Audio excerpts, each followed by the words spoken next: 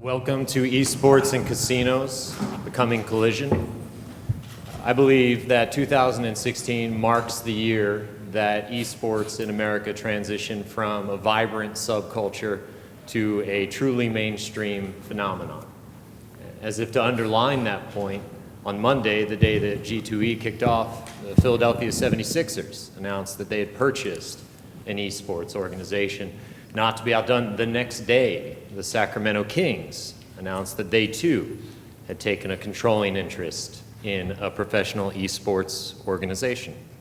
At the same time, the convergence of the worlds of eSports and gambling is accelerating. In the last 12 months, we saw the first eSports lounge open in a Las Vegas casino. Regulators here in Nevada have begun the conversation about accepting the first legal bet in the US on an esports match. And the growing conversation around skill gambling has brought esports specifically and video games more generally to the front of mind for regulators, casino operators, and suppliers. Our goal here today is to bring that opportunity at the intersection of the gambling and gaming industries into a bit better focus. To help me do that is a panel with a truly diverse series of perspectives on esports and on the commercial casino industry. So I'd like to allow them first to take a few seconds to introduce themselves and what they do before we jump right into the discussion of what the opportunity is in competitive video gaming for the gambling industry, starting with Rahul to my left. Hi there. Thanks, Chris. My name is Rahul Sood, and I am the founder and CEO of Unicorn. I've been in the gaming industry forever, the video gaming industry. I started the first PC gaming company in the world that creates PCs specifically to game on and ended up selling it to HP.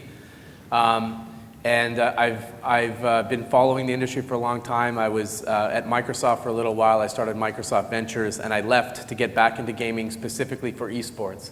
My company, Unicorn, sits at the intersection of video games, sports, and gambling, and we create the most comprehensive sports book for esports in the world. Good afternoon. My name is Seth Shore.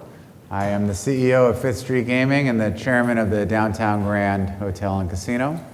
I've been in the gambling industry my whole life. We can finally call it the gambling industry, not to be confused with the video game industry. At the Downtown Grand, we've had an esports strategy for the past 2 years, of which I will go into a little more detail later in this panel. Hi, Blaine Grayboys. I'm the CEO of GameCo. We've created a way to gamble playing video games at the casino. We call it the Video Game Gambling Machine, or VGM. I'm also the CEO of our subsidiary company, the Gamer Agency, which is an esports production company based in New York City, and I've been a game designer and executive producer for about 25 years now. Hi everybody, I'm A.G. Burnett. I'm the chairman of the Nevada Gaming Control Board. Enough said. I want to start with a general question I'd like everyone on the panel to offer an answer, starting again with Rahul. What is the single thing that you find most intriguing about the esports phenomenon as it's emerging here in North America? Yeah, I guess the most intriguing thing to me is that parents don't know about it, and yet there's hundreds of millions of people that are into it. And I think that really just has to do with not understanding the millennial audience, or really just not spending time understanding what their kids are doing on their PCs in their rooms. It's beyond me that there is this amazing opportunity. Like, the total addressable market for esports is absolutely massive, yet the amount of revenue being generated is so small. So the opportunity to me is that total addressable market. That's probably the part that I find most fascinating. Seth, Rahul sees a real gap between the monetization, the revenue, and the status quo and the potential. What is it for you about this space that captured your imagination and led you to make such a significant commitment to it? To me, it was not a great leap to see the integration of video games in the casino resort environment. I agree with Rahul that the revenue generation, there's great upside, but today, just enhancing the casino resort experience and introducing our casino resorts to the younger generation, I have found that esports has been a fantastic way to achieve that goal. Blaine, same question. Sure. Well, I would touch on a few of the points that Rahul mentioned, which is gamers are the largest underserved demographic in the community today, and a lot of that just has to do with gamer stereotypes. We're not kids anymore in our parents' basement. We've grown up.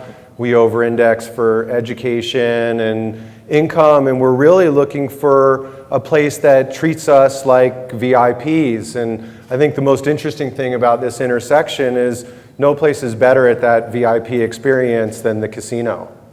And Chairman, I know you've had some exposure to this topic through the Gaming Policy Committee hearings, something that you're looking at quite carefully. But on a more of a personal level, what is it to you about this activity that stands out or captures the imagination? Sure. Well, I guess on a very basic personal level, by way of history, I'm an attorney by trade. I've been lucky enough to be part of gaming regulation for just over 18 years now.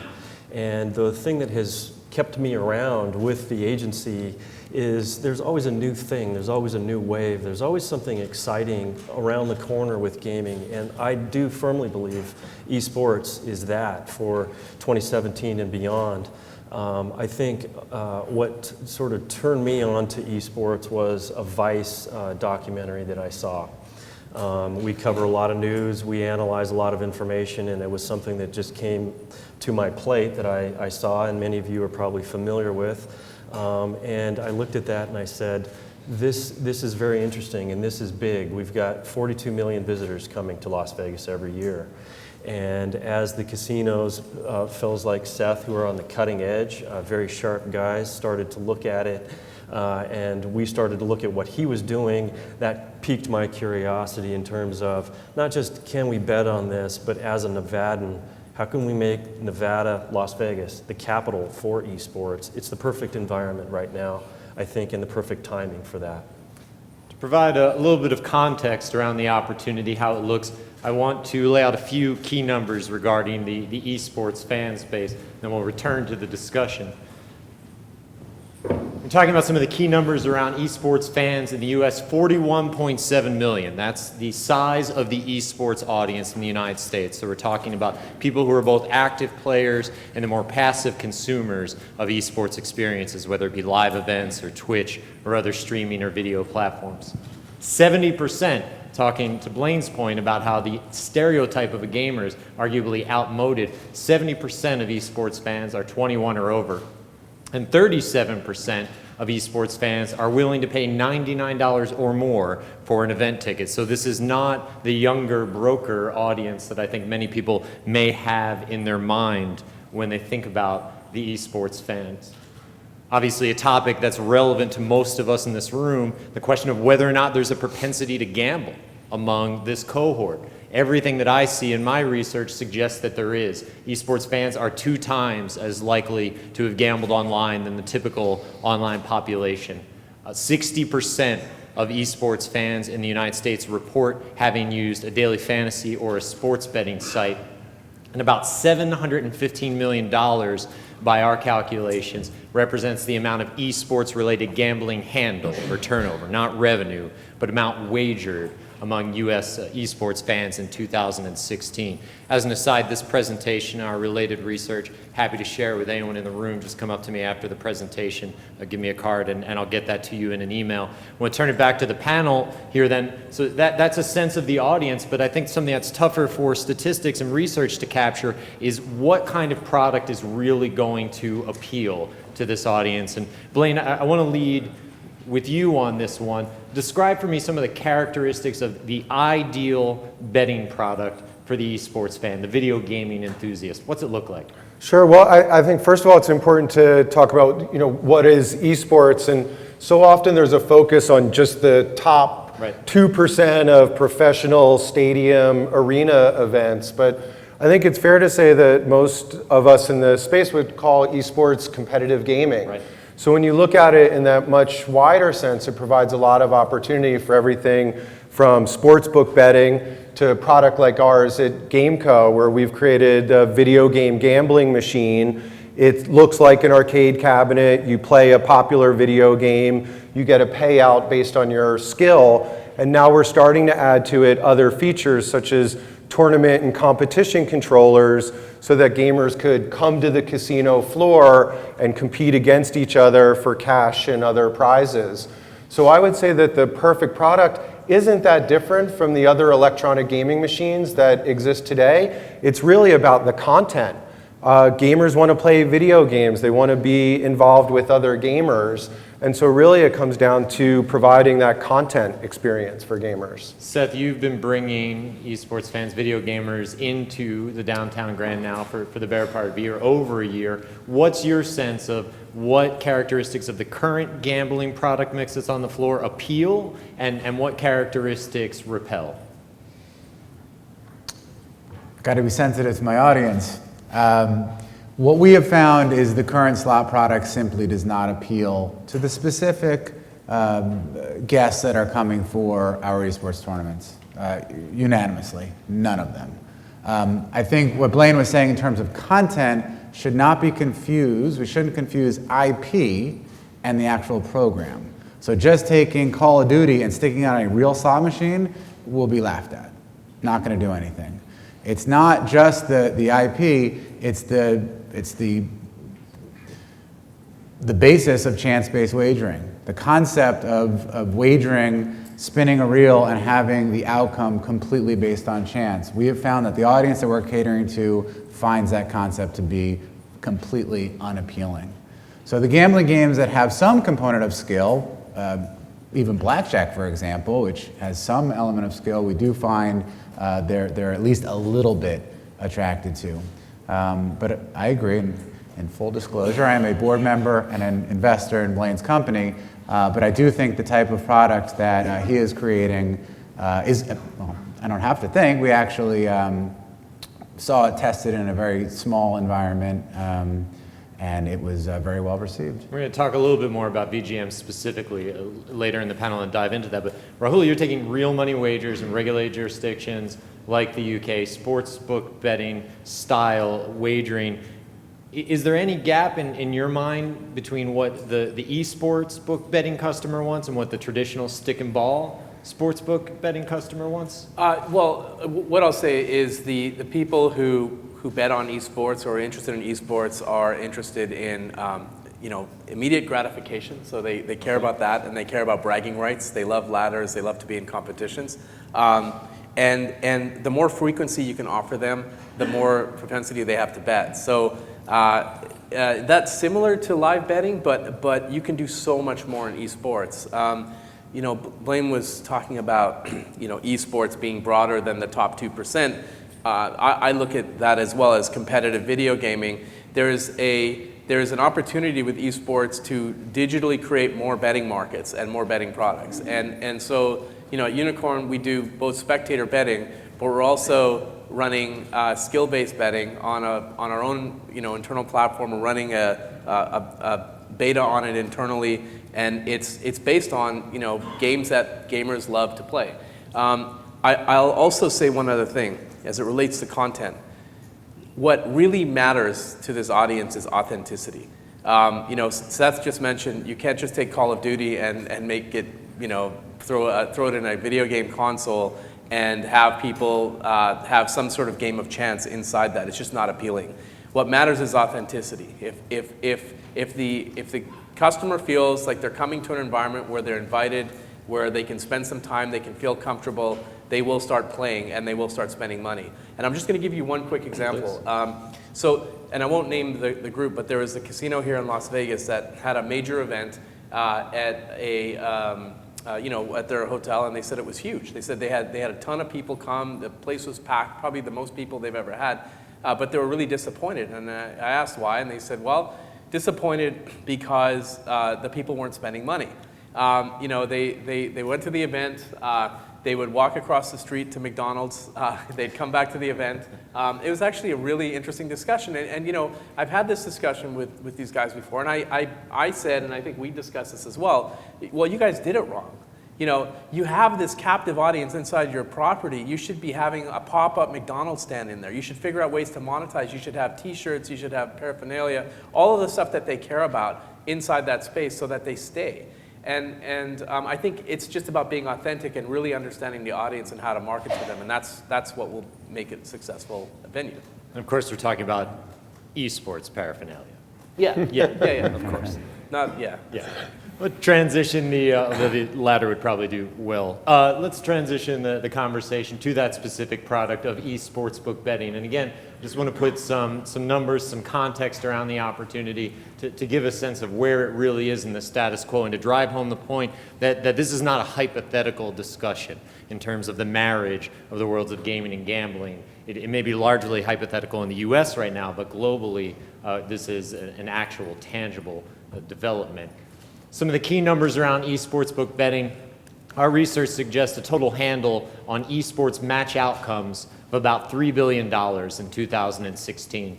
Our projection for annual eSportsbook handle by 2020 is to exceed $12 billion. And in the status quo, right now, 2016, 90% plus of international online sports books, so your Bet365s, your William Hills, right on down the list of almost the entirety of market share, at least if you're talking about Europe, they offer esports lines in the status quo. So this is not a product of tomorrow so much as a product of today. Some of the key trends, before we move back to the panel and that conversation, that are going to dominate the esports book betting product, the development of in-play betting. The handle numbers that I'm showing you right now reflect a product that really doesn't have a true in-play product yet. It's mostly just match outcome betting that's driving that handle. Game integrity issues are still being worked out and formalized. And then the regulatory approach to esports, where it sits on that continuum from a slot machine to a stick and ball sport, is an open question that many jurisdictions are currently wrestling with. On that note, I want to put the question to you, Chairman. What are some of the unique regulatory concerns that come to front of mind for you when you're going through the process of considering whether or not to allow a licensed Nevada sportsbook operator to expose an esports event for wagering? Well, I think Raul might have just touched on one, which is authenticity. He's concerned about authenticity, and so are we.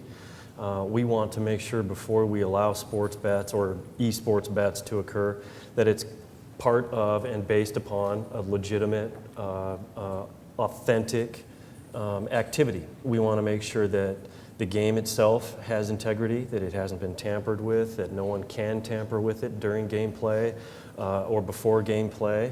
We want to make sure that the participants are playing on a level field, a level playing ground. I think we would look at it much like, and again, Chris, I'm just talking in terms of regulating the betting aspect on it. We would look at it much like any other professional sporting event, such as boxing, for example, where you may have multiple participants engaged in a competition. We want to, and we have seen some need for protections. And then, of course, bringing it back to my core responsibility, that is protecting the patrons. That's protecting the bettor. The last thing we want is someone who is essentially scammed, or the inability to go after, in a disciplinary format, someone who is a wrongdoer or bad actor. That's just betting.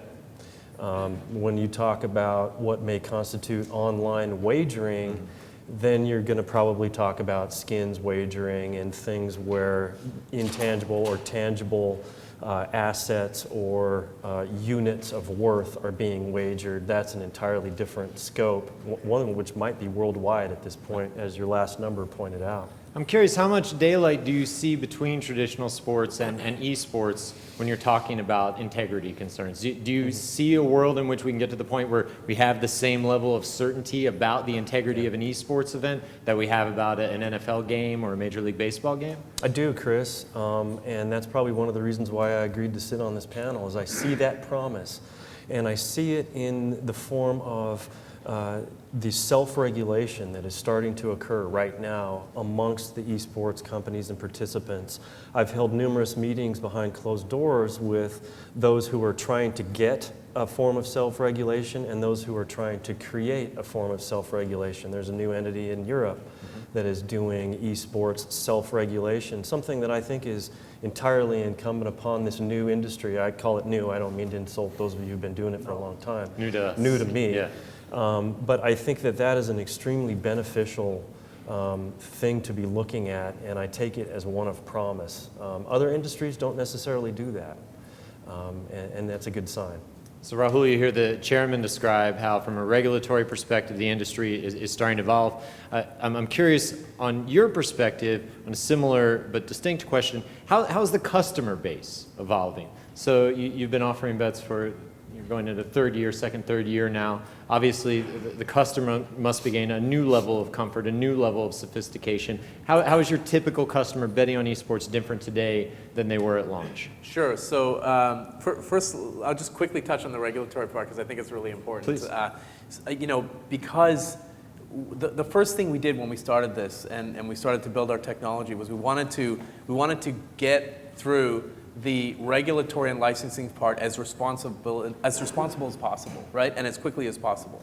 So instead of trying to go through and reinvent the wheel, we started to look for the best, biggest companies that we could find that only operate in white spaces, that are licensed, that are by the book operators. And we found one. We found Tabcorp, and they loved what we did. They looked at our tech. They fell in love with us and invested in us. And then we started working with their regulators. We go through the most stringent regulatory process in Australia and the UK to get approved for any of the titles that we put on. So right now we offer 9 titles. We offered 10. We pulled one recently. And each one of the titles, they go through vigorous approval processes, making sure that we only operate with tournaments that operate at a certain level, so they have to be high-level tournaments.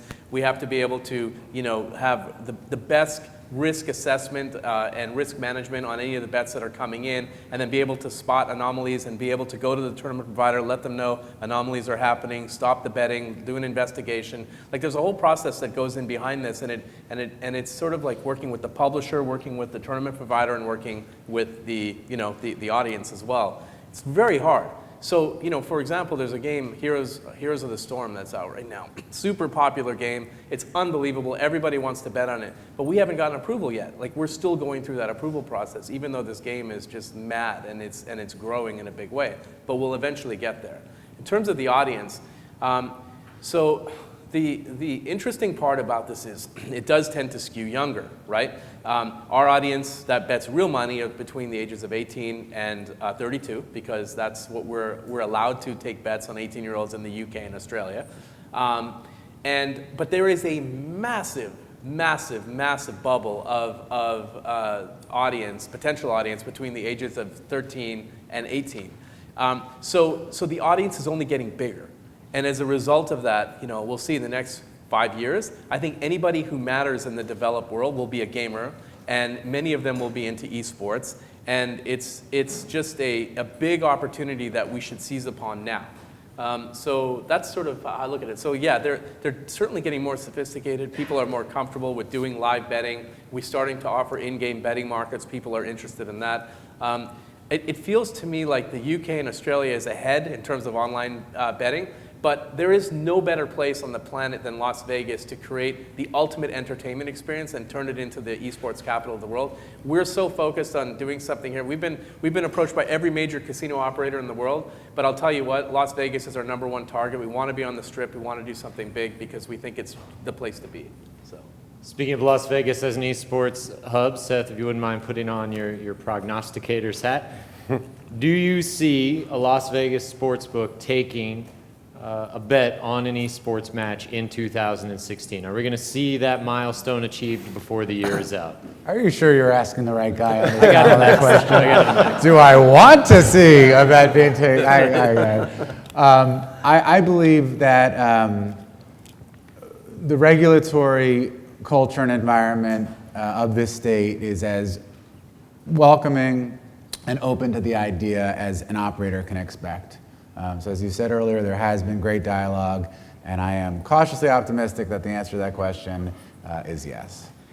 Chairman, No, please go ahead. No, please. Well, I just want to touch on the fact that getting that approval, Right. which, I mean, just I think the level of sophistication and the complexity that Rahul just described, that is the regulatory environment, while that's super critical, it's also equally important that we create an authentic environment for that bet to take place. Just offering the bet, that's not the hard part. Yep. Creating the environment where people want to come, the destination, that's really what we're focused on today. Yes, the technology is important, the regulations are important, but we're looking to create a holistic 365-degree casino resort experience that is esports friendly. And that's what we've been working on. Chairman, regulated bet on an esports match here in Las Vegas in 2016. Can you see a world in which we get to that milestone? If I have anything to do with it, we do, yeah. I like that answer. And I guess I'll give a little history here. The regulatory scheme is already in place to allow that bet to occur. Regulation 22 speaks to wagering on sporting or athletic or quote-unquote other events.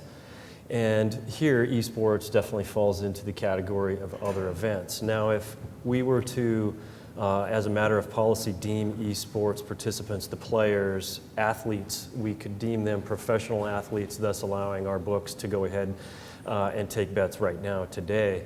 The books have taken a cautious approach and submitted an application under Reg 22 to allow for bets to take place under the other events category. And if you look at Reg 22, there's a little laundry list of things that the board chairman has to be comfortable with in terms of allowing that bet on an other event to occur. An example, I've approved Heisman Trophy awards. We did our due diligence to ensure that that vetting process for the choosing of the Heisman Award winner is something that has integrity, it's done appropriately, there won't be a scandal, there won't be something that reflects discredit upon the state of Nevada if we allow that bet to occur, and we go ahead and give administrative approval to allow that to occur. The intervening factor that has occurred is the governor has enacted the Gaming Policy Committee to explore technology and innovation in gaming in Nevada. The governor is a former Gaming Commission chairman, so he has a deep interest and stake in gaming. And I, along with the chairman of the Gaming Commission, Tony Alamo, definitely agreed that we should enact this to look at and potentially weigh in on policy questions revolving gaming. There have been other policy questions addressed. One of them that we threw on the Gaming Policy Committee's plate was esports. It's very difficult now for me, without that committee weighing in formally, to go ahead and administratively approve an esports wager.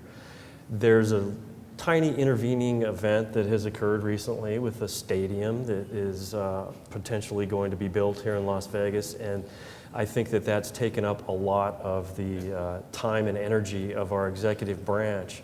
There may or may not be a special session called. If so, that's going to delay the Gaming Policy Committee, unfortunately.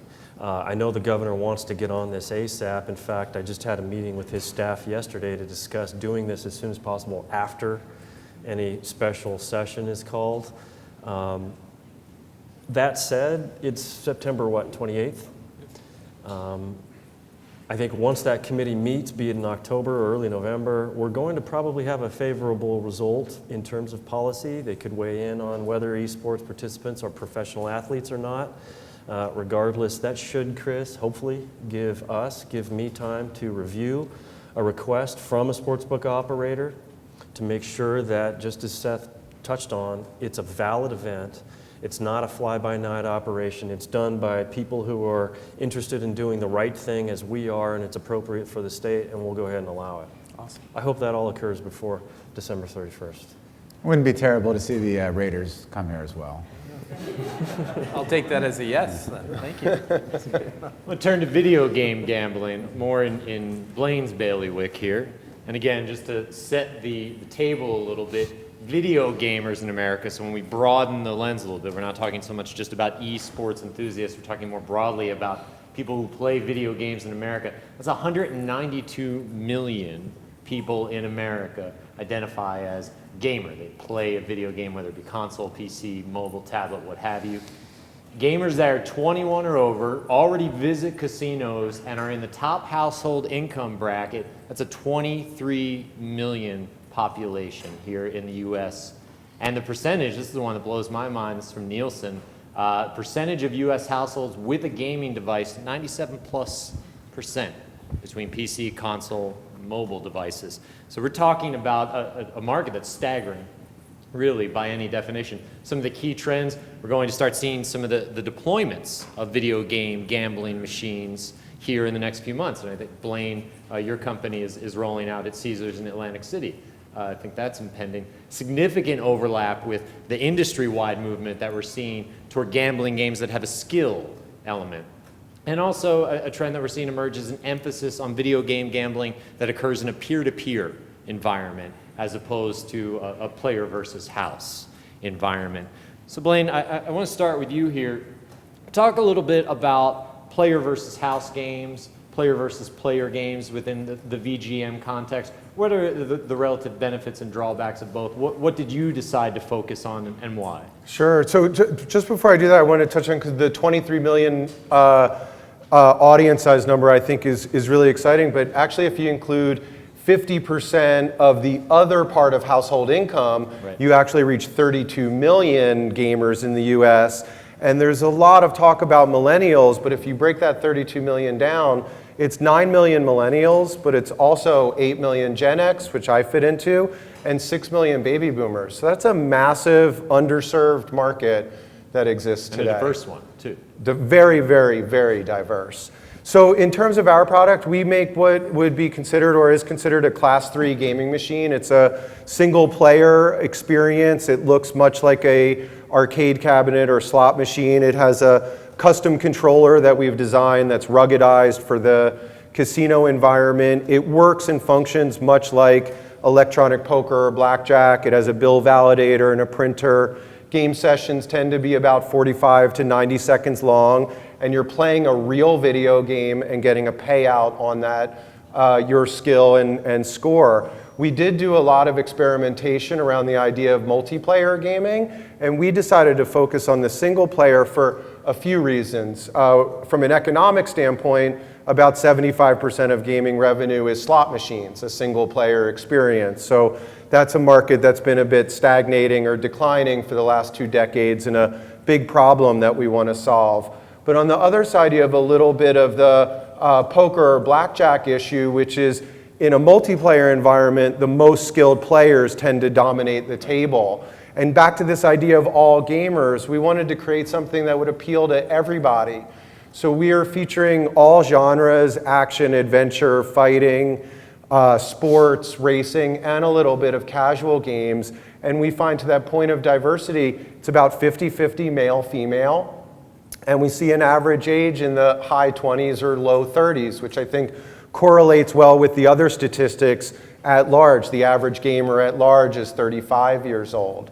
So we've decided to focus on that because it seems to be the largest market and the most eager market. I do think there's a lot of opportunity in other areas and other types of betting, but for us, that was our focus. Chairman, obviously Nevada has done quite a bit of work in the last couple of years, especially following SB 9, to reshape the regulatory landscape. I'm curious, when the concept of marrying a video game and a gambling form factor like a slot machine or that style cabinet comes into your mind, are there unique regulatory concerns there, or is the regulatory structure already relatively well equipped to handle the underlying game mechanic, and the surface content, I don't want to say is irrelevant, but from a regulatory perspective doesn't necessarily present new or distinct challenges? If you had asked me that question 2 years ago, I would have said yes, there are distinct challenges. I think that, and I hope that we have answered those through our regulatory process and the regs that we've developed, and the technical standards, which really is where the devil and the details lie for us and for companies like Blaine's. And by the way, Blaine used the word ruggedized, which I think is awesome. Because that was a concern that we had. It really was, going to what Chris just asked. We wondered if there were going to be joysticks on casino floors, would we encounter patron disputes? by people saying that they have not been given the fair shake with that controlling device. So we did try to craft some controls into the ruggedization of that equipment. We continue to make changes, Chris. We continue to do new reg work that will hopefully allow that bubble to get bigger for companies like Blaine's and others to fill that space with new products that can still be well regulated. When we talk about the content side, I'm curious, Rahul, I'll start with you, and Seth and Blaine, I'd like you to weigh in as well. How receptive are you finding partners on the gaming, the actual gaming side of the world, the video game industry? How receptive or resistant are they to the idea, generally speaking, of a close affiliation, an in-depth partnership with a gambling entity? What are you running into, Rahul? What's the dominant attitude toward that? Well, okay, so my friends at Microsoft love what we're doing, so I think we're good there. I think that, you know, it depends on the publisher. When we first started Unicorn, I think publishers were sort of, some of them were completely anti-gambling because they felt that, you know, this is not something we want to associate with, we don't want to associate with our brand. And you know, there's a number of reasons. Others were sort of ignoring it and ambivalent. I guess you could say Valve would be one of those. And then others were pro because they understand the future of the space. They understand their audience is actually getting older and there's an opportunity there. But over time, it feels like more of them are sort of shifting to being, you know, somewhere moderate to pro because they see the opportunity, especially as it relates to eSports and integrity. There's nothing that guarantees competitive integrity more than when you place bets on a match, because we can track anything that's going on in that match. We can let them know well ahead of time that there's some weird anomalies going on. You need to shut this down and do an investigation. There's just no better way to guarantee competitive integrity than by placing bets. At the same time, it increases engagement. So, you know, most of these publishers are starting to care about engagement. They care about Twitch numbers. They never thought about this before because they used to just wrap games up and sell them in a box.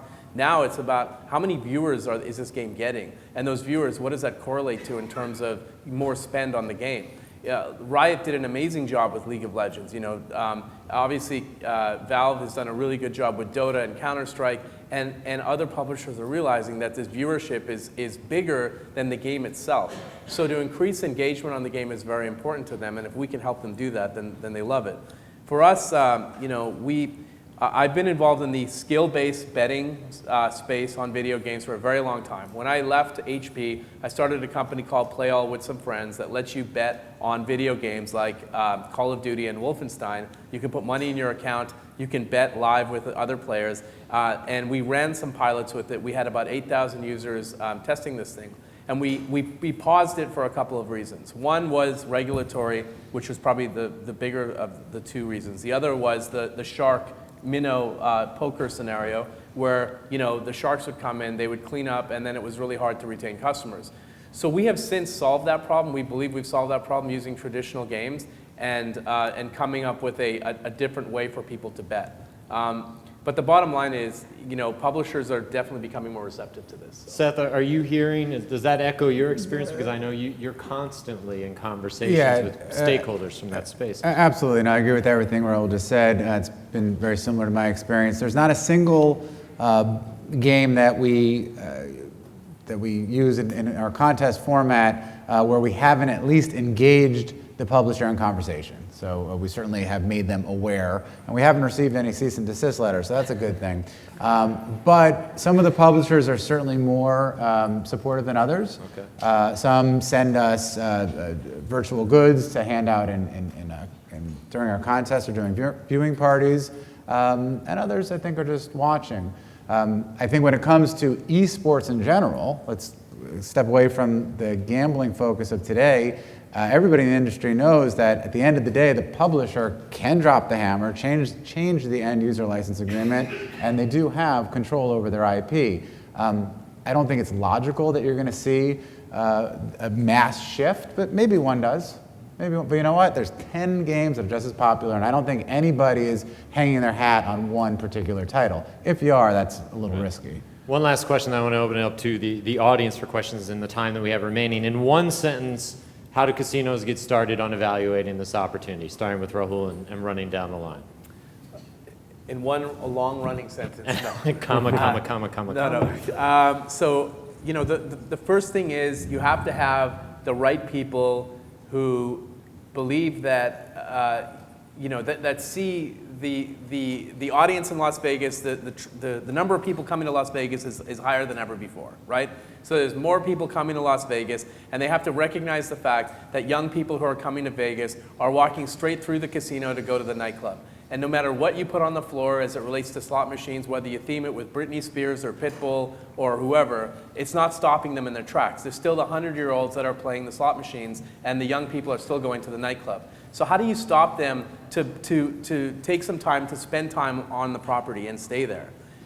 So you have to have people that are forward-thinking, that think that way. And secondly, the people have to think not numbers-wise right away. They can't say, if I remove these 6 slot machines and this square footage, and I put in an area like an eSports lounge, I want to know how much square footage or how much revenue per square foot I'm going to generate. If I start to have that type of conversation, I tune them out immediately and then go to the next property. So it has to be about the vision of bringing people in, keeping them on property, and making them loyal fans and like visceral fans of the brand of the casino, of the property, that they want to come back. Every time they come to Vegas, they're going to come here because they feel comfortable in this space. They have high-speed internet, they have all the amenities that they care about, you know, and then they can come down to the casino, hang out in a lounge, you know, maybe place a bet here or there, but also spend time on property, eat a lot of food and beverage and things like that. Seth, where's the starting point here? It will not be a one-size-fits-all strategy for all resorts. Sure. If you're like me, jump in and start testing it out, because it's going to be a lot of trial and error. There's a lot to learn. I welcome anybody to come visit the Downtown Grand on the weekends, see what we're doing. We are very open with the information that we're collecting, and I think we're a good test bed for what the future looks like. Blaine, where do they get started? Sure. So I think Seth touched on it. Do something, get experience, talk to gamers, move beyond stereotypes, and more than anything, you have to make an investment and commitment in this space. I think casinos are very ROI driven, and we talk to a lot of casinos, and they're looking for an immediate dollar for dollar return day one, and they have to look at this a little longer term. One of the things that the chairman said today that I think is the most interesting is the governor was talking about eSports. Right. As someone that's been doing this for a long time, that's just an amazingly encouraging idea that it's on their radar and they're talking about it. And it just means that things are moving in a direction. This is the mainstream culture. And so people need to be able to make an investment and look a few years out. Chairman, any thoughts on the first steps for the industry looking to investigate the opportunity? I think I can only answer that as a regulator, and that is our door is open. Before you take any first steps, come meet with us, give us a call, sit down with us. We are here, we are open. There's a lot of, I always call it noise pollution in terms of cost to get a license. How do you get a license? What is and what is not allowed? And I would just suggest a cautious approach, but come talk to us. Chances are you'll find that we can give you, hopefully we can give you answers. Seth's already up and running and doing this, and I don't think he encountered too many difficulties. For the record, my first step was their office. Yeah, and just to touch on that, it seems daunting. So I've been in the video game space for 25 years. You start to look at this being regulated, and it seems very opaque and daunting, but the regulators are incredible partners in the process, and it's much more open door and collaborative than I would have ever imagined 2 or 3 years ago. We do have time for 1 or 2 questions. Mics are in the middle. If anyone would like to step up and ask a question of any of our panelists, we certainly invite and encourage you to continue the conversation with them after the panel as well. We have one in the back there. Hey, quick question for Unicorn. Can you just tell us a bit more about the back end? How do you manage the book and the bets? Or if you interact with any of the William Hills? Or sure. So currently we have 2 products. We have a real money product, which I'm assuming that's what you're asking about. A real money product that operates in the UK and Australia where we're licensed. And the way it works is we create the opening odds for all of the major tournaments around the world, and then we create sub-markets for those opening odds. We then have an API that's connected to Tabcorp system, and Tabcorp manages the risk. So as bets come in, the odds will fluctuate, and those odds will fluctuate and come back to our API, and it will appear on the front end. So we create the front end experience and also the odds for the platform for betting, and then Tabcorp manages the risk. That's how that's done. Certainly time for another question. Yes. This is for the commissioner. We didn't really discuss too much about internet connectivity. I know that's a concern from just an integrity standpoint. I know that your door is open, but how do you view sort of the internet penetrating the casino premises and how it affects both the BGM and the eSports going forward? Well, if you're talking about internet gaming, there's a specific law for that. It's our interactive gaming statutes. And that is just if there are games being played vis-a-vis the internet. However, in the context of eSports, we would want to make sure that if there is an internet connection being used for the actual game itself, that it's obviously secure and it's impenetrable and there are protections in place. I'm not a tech guy, but we would want to make sure that there is that authenticity so that the gameplay is secure and it's sound. I'm not sure if that answers your question or not. Yeah, I mean, there are obviously a lot of other components of the internet, like whether they be software updates or monitoring, Sure. Whether it's players playing remotely off premises. I guess sort of does the same open attitude that you've expressed towards the panelists on the stage also reflect towards increasing like the internet connectivity within the casino as opposed to being much more closed environment? Yeah. Taking off the aspect of internet gaming, poker, blackjack, things like that, let's take that off the table. If we're talking about eSports, again, we want to make sure that all the connections are secure, and it's my understanding that for an eSports tournament, what we may see is the publisher actually deliver the game for the use in the sports tournament, in the eSports tournament. If that's the case, then I think the internet questions are sort of solved. When you get into the context of people playing the games on premise, well, if there's a betting aspect, that's something that we would have to look at. If there's not, then I think it's just eSports play on a property. As I am unwilling to risk the wrath of Sue Schneider, I am going to have to cut it off there. So I do apologize, but I believe all the panelists would be more than happy to continue the conversation following the panel. I'd like to take a second to thank them for their time. I hope all of you found this to be useful and engaging. Thank you for your time.